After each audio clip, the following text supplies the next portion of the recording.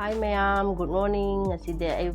bagi barogi anauba hanggang amay na puna lae kay matam kuy na matungda ay vlog se matam kuy na vlog se layrude do aside anauba atil lamong tawjarage aside gi anauba vlog se hanggarage akan maten gi hanggang ani kag thongge na khali khajing achwba saring ga thongge ta saring je mapuk ni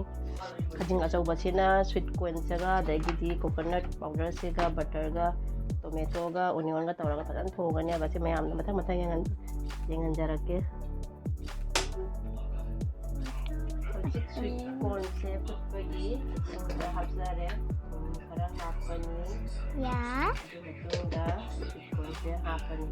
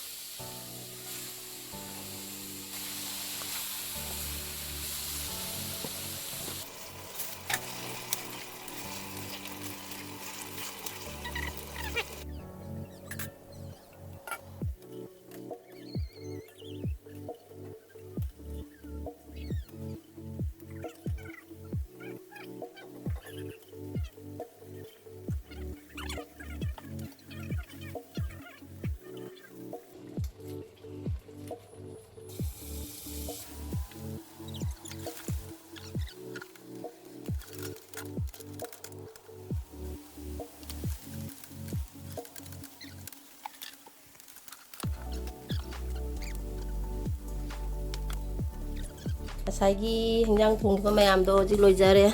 asidi saba di jangala ro yam saba ni na nungsa yam saya ba do na saba khutba je yangan ba ngamaro ngasidi ngan nungsa sa dringa da chak se ngan na thongja ho ni do na